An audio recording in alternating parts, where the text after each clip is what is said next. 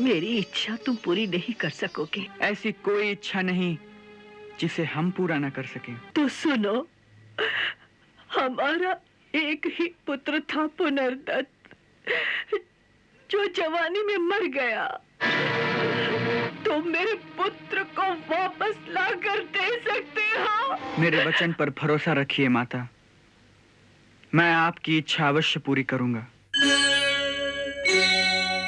गुरु अपने शिष्यों को जो विद्या का दान देता है, शिष्य उसका ऋण कई जन्मों में भी नहीं चुका सकता। फिर भी लोक मर्यादा के अनुसार चाहते हुए गुरुदक्षिणा देना शिष्य का धर्म है। मेरा ऐसा मत है कि जो गुरु किसी दक्षिणा के लालच में विद्या प्रदान करता है, वास्तव में वो गुरु कहलाने का अधिकारी नहीं है। फिर भी तुम्हें आचार्य ऋण के भार से मुक्त करने के लिए मैं तुमसे गुरु दक्षिणा के रूप में एक वचन मांगता हूं। आज्ञा गुरुदेव। मुझे वचन दो, जो विद्या मैंने तुम्हें सिखाई है उसका जन कल्याण के लिए सदुपयोग करोगे, और जो शक्तियां तुम्हें प्रदान की हैं उनका उपयोग किसी को पीड़ा देने के लिए, दुख देने के लिए या किसी के साथ अन्याय करने के लिए नहीं करोगे। हम वचन देते हैं कि हम जीवन भर आपकी इस आज्ञा का पालन करेंगे। इतने दिनों आपने हमें अपनी ममता के आंचल की छाया में आश्रय दिया। यदि आपकी कोई इच्छा हो जिसे हम पूरा कर सकें, तो हम इसे अपना अहोभाग्य समझेंगे। मेरी इच्छा तुम पूरी नहीं कर सकोगे। ऐसी कोई इच्छा नहीं जिसे हम पूरा न कर सकें। मेरी इच्छा कोई पूरी नहीं कर सकता, इसलिए मत पूछो मुझसे। मेरे वचन पर भरोसा रखिए माता, मैं आपकी इच्छा अवश्य पूरी करूंगा। तो सुनो, हमारा एक ही पुत्र था पुनर्दत्त, जो जवानी में मर गया। तुम मेरे पुत्र को वापस ला कर दे सकते हो? उसकी मृत्यु कैसे हुई थी? उसे समुद्र खा गया। हम प्रभास क्षेत्र में पर्व स्नान के लिए गए थे। हमारा पुनर्दत्त भी वहीं किनारे पर स्नान कर रहा था। अचानक समुद्र की एक लहर उसे खींचकर अंदर ले गई। हे जगतपति, मेरे तट पर स्वयं पधार कर आपने मुझे दर्शन देने की कृपा की, इसके लिए कोटिशः धन्यवाद। हे रत्नाकर, हमारे गुरु महात्मा सांदीपनि का पुत्र पुनर्दत्त तुम्हारे इस प्रभास क्षेत्र में पर्व स्नान के लिए आया था। यहां से तुम्हारी लहरें उसे बहा कर ले गई। हमारी आज्ञा है कि पुनर्दत्त जहां भी है उसे तत्काल लाकर हमें वापस कर दो। प्रभु, पुनर्दत्त मेरे पास नहीं है। तो फिर कहां है? मेरी गहराइयों में पांचजन्य नाम का एक महान राक्षस रहता है। यह उसी महादैत्य का काम हो सकता है।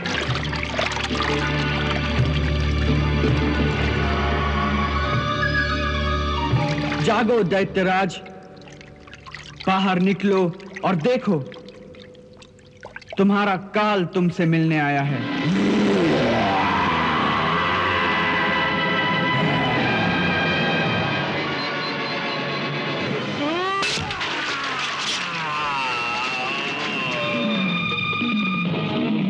इसके पेट में तो पुनर्दत्त की हड्डियां भी नहीं हैं। इसे वृथा ही मारा। वृथा नहीं, वास्तव में इसके उद्धार का समय आ गया था। तो फिर अब क्या? अब यमराज की राजधानी संयमनी में चलते हैं। इस दास के लिए क्या आज्ञा है प्रभु? हम महामुनि सांदीपनि के पुत्र पुनर्दत्त को आपसे वापस मांगने आए हैं। हमारे पास सभी प्राणी जीवात्मा के ही रूप में आते हैं। मैं उन्हें उसी रूप में वापस कर सकता हूं। तुम हमें वो जीवात्मा ही लौटा दो। जो आज्ञा प्रभु।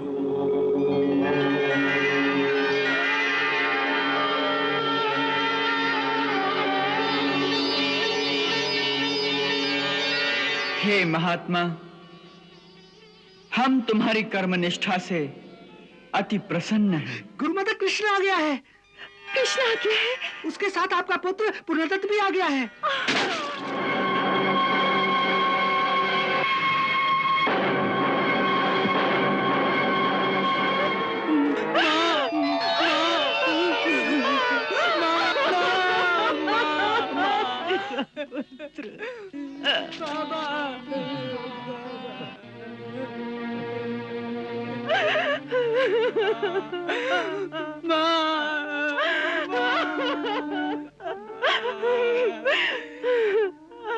तू कहाँ चला गया था?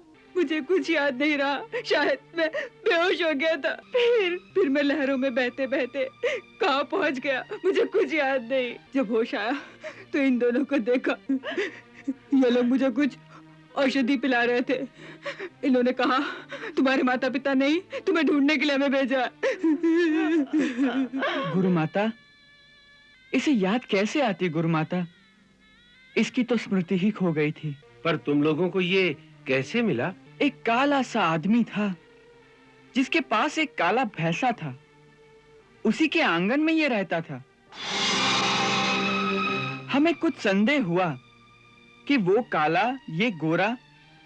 तो हमने उससे पूछा कि ये लड़का तुम्हारा कौन है? उसने कहा, ये मेरा कोई नहीं, बेचारा कहीं खो गया है और इसे अपना पिछला जीवन कुछ याद नहीं। तब हमने एक वैद्यराज से इसकी चिकित्सा कराई और उसकी औषधि से धीरे धीरे इसके स्मृति पटल खुलते गए। जब इसे पूरी तरह होश आया तो इसने आपका नाम बताया। बस हम इसे अपने साथ ले आए। मैं नहीं जानती कि तुम्हारे उपकार का बदला कितने जन्मों में चुका पाऊंगी।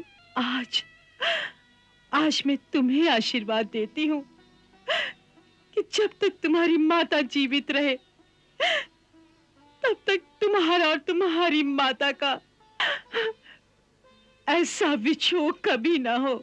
देना ही है तो कोई और आशीर्वाद दो। ये आशीर्वाद मुझे नहीं फलेगा माता। क्या तुम्हारी माता जीवित नहीं है? हैं, बल्कि एक नहीं, दो माताएं जीवित हैं। दो माताएं? एक ने मुझे जन्म दिया और दूसरी ने अब तक मुझे पाला।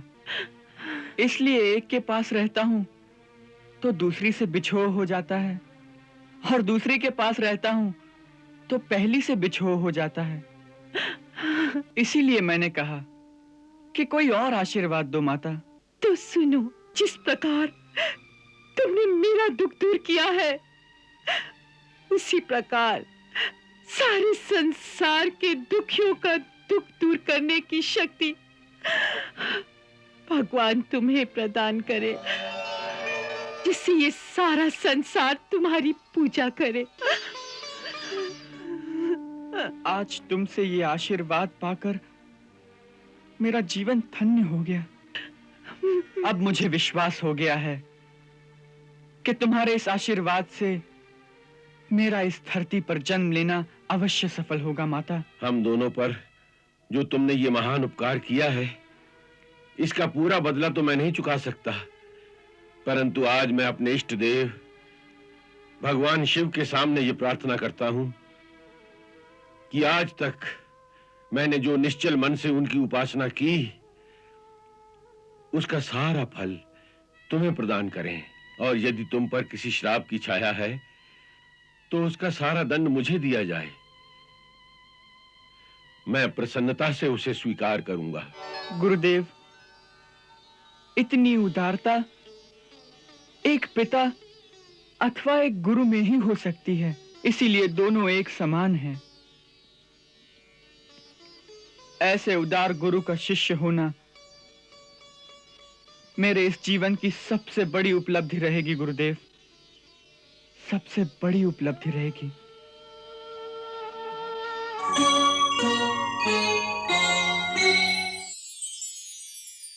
तीन जन्म पहले जब मैंने आपके पुत्र रूप में प्रकट होने का वरदान दिया था, सर्वप्रथम मैं उसकी स्मृति आपको याद दिलाना चाहता हूं। वसुदेव जी स्वयं प्रजापति सुतपा थे और आप उनकी पत्नी देवी प्रश्नी थी। हे जगदीश्वर, यदि आप मुझ पर प्रसन्न हैं तो मुझे एक ही वर दीजिए कि मुझे आप जैसा पुत्र प्राप्त हो। तथास्तु।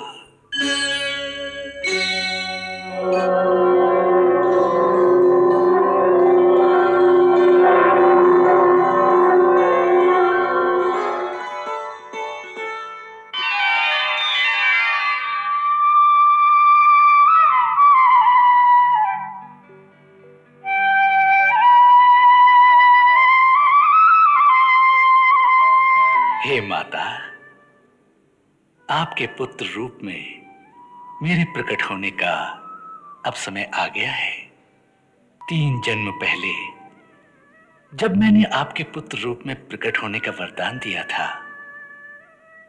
सर्वप्रथम मैं उसकी स्मृति आपको याद दिलाना चाहता हूं। स्वयंभू मनवंतर में वसुदेव जी स्वयं प्रजापति सुतपा थे और आप उनकी पत्नी देवी प्रश्नी थी।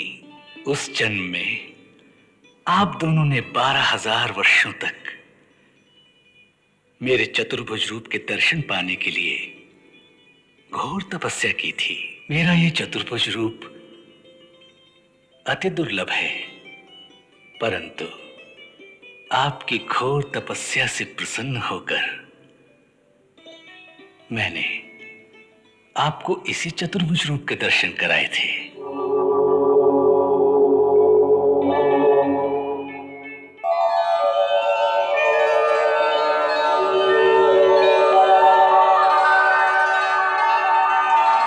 हे प्रजापति सुतपा, हे देवी प्रश्नी, हमारा दर्शन कभी निष्फल नहीं हो सकता, इसलिए वर मांगो, हम प्रदान करेंगे। हे जगदीश्वर, यदि आप मुझ पर प्रसन्न हैं तो मुझे एक ही वर दीजिए कि मुझे आप जैसा पुत्र प्राप्त हो। तथास्तु, तथास्तु, तथास्तु। मैंने वर तो दे दिया, परंतु वर देने के पश्चात विचार किया तो देखा कि सारी सृष्टि में मेरे समान दूसरा तो कोई है ही नहीं। एको हम द्वितीयो नास्ते। सो मैं स्वयं ही आपकी गोद में आने पर विवश हो गया। वर देते समय मेरे मुंह से 3 बार तथास्तु निकला था, इसलिए 3 जन्मों तक आपका पुत्र बनने का मैंने निश्चय किया। सो पहले जन्म मैं कृष्ण गर्भ के नाम से आपका पुत्र हुआ। फिर दूसरे जन्म में आप देव माता अदिति थी और पिताश्री महर्षि कश्यप थे।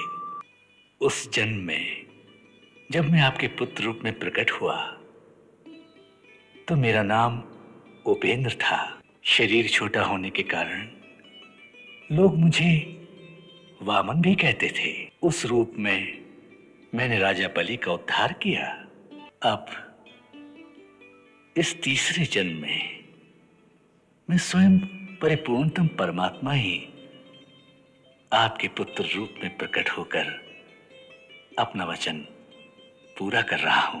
इस समय मैंने आपको अपना ये रूप इसलिए दिखाया कि आपको मेरे पूर्व अवतारों का स्मरण हो जाए। ऐसा नहीं करता तो केवल मनुष्य शरीर से आपको मेरे अवतार की पहचान नहीं हो पाती। इसके साथ ही हे माता, मैं आपको मुक्ति का मार्ग भी बता देता हूं। हे जगदीश्वर, यदि मुझे मोक्ष पद प्राप्त करने की लालसा होती तो उसी दिन मैं मोक्ष का वर न मांग लेती। नहीं प्रभु, मुझे मुक्ति नहीं चाहिए। मुझे तो आपके साथ माँ बेटे के रिश्ते का अटूट बंधन चाहिए। वात्सल्य और मोह की जंजीरों से आपके साथ बंधी रहूं, यही मेरी लालसा है। फिर भले ही मुझे जन्म जन्मांतर के चक्कर से छुट्टी ना मिले। हे सकल सृष्टि के स्वामी, हे परमेश्वर, इस चतुर्भुज रूप को मेरे सामने से हटाकर एक मानवीय बालक के रूप में मेरे सामने आओ, जिसका माता की भांति लालन पालन करूं,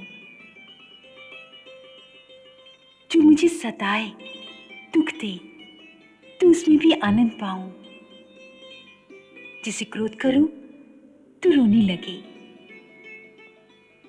और फिर उसे हृदय से लगाकर मैं परम वात्सल्य रस का पान करूं। इसलिए ज्ञान ध्यान की ये सब बातें, ये भक्ति, ये आराधना की बड़ी बड़ी आध्यात्मिक कथाएं सब मुझे भूल जाएं। केवल याद रहे मुझे माता का मोह। मेरे अंतर को ज्ञान, योग, वैराग्य, भक्ति आदि समस्त दुर्लभ पदार्थों से मुक्त कर दो, रिक्त कर दो। मेरा अंतर और उस अंतर्घट को केवल ममता के रस से भर दो प्रभु, ममता के रस से। मुझे केवल मां और पुत्र का संबंध याद रह जाए, बाकी सारा ज्ञान मेरे हृदय पटल से मिटा दो।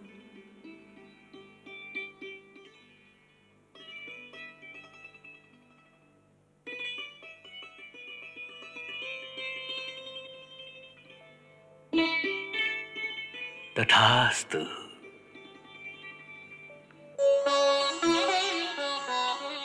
हे माता, जब मैं गोकुल से अपनी लीला समाप्त करके मथुरा लौटूंगा तो आपको मनवांछित मातृत्व का संपूर्ण आनंद प्रदान करूंगा।